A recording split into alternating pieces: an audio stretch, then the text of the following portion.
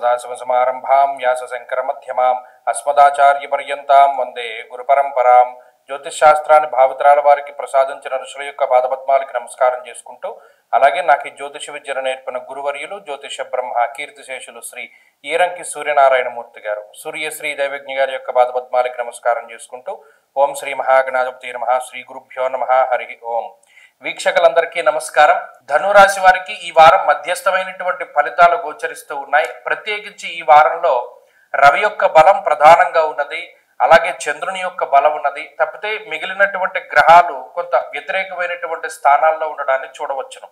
గత వారంతో పోల్చుకుంటే చాలా ఎక్కువ సంఖ్యలో ప్రతికూలమైనటువంటి గ్రహాలు, అంటే యోగించే గ్రహాలు ప్రతికూలంగా మారాయి. గురుబలం తగ్గిపోయింది, కుజుడు వ్యయంలో పడ్డారు, బుధుడు వ్యయంలో పడ్డారు. ఈ విషయాలు అంత మంచివి కాదు. ఇవి మానసికమైనటువంటి సమస్యలను సూచిస్తాయి, కుటుంబపరమైనటువంటి సమస్యలను సూచిస్తాయి, ఆరోగ్యపరమైనటువంటి విషయాలపైన ఎక్కువ దృష్టి పెట్టేలా చేస్తాయి. ఏదో ఒక మానసికమైనటువంటి ఆందోళన, ఆలోచన ఇవన్నీ కూడా ఉంటుంది. వాటి పట్ల కొంచెం జాగ్రత్తగా ఉండాలి.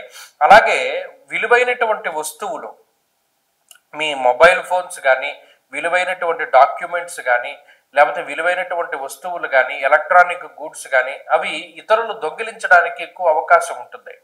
వాటి పట్ల చాలా అప్రమత్తతతోటి ఉండాలి. ఎప్పటికప్పుడు చాలా జాగ్రత్తగానే ఉండాలి. అంతేగాక ప్రత్యేకించి ఆవేశపూరితమైనటువంటి నిర్ణయాలు తీసుకోకూడదు. ఇదొకటి కొంత జాగ్రత్తగా చూసుకోండి. ఉద్యోగపరమైనటువంటి, వ్యాపారపరమైనటువంటి విషయాలు మధ్యస్థంగానే గోచరిస్తూ ఉన్నాయి. ఇందాక చెప్పినట్టు కుటుంబపరమైనటువంటి విషయాల్లో కొంత అసంతృప్తి ఉంటుంది, కొంత ఇబ్బందికరమైనటువంటి విషయాలు ఉంటాయి. వాటి పట్ల కూడా కొంత జాగ్రత్తగా ముందుకు వెళుతూ ఉండడం చెప్పదగినటువంటి సూచన. అలాగే ధనురాశి వారికి ప్రస్తుతం ఉండేటువంటి గ్రహస్థితిలో అర్ధాష్టమ శనేశ్వరుడు, వ్యయస్థానస్థిత కుజుడు ప్రధానంగా ఇబ్బంది పెట్టేటువంటి గ్రహాలు.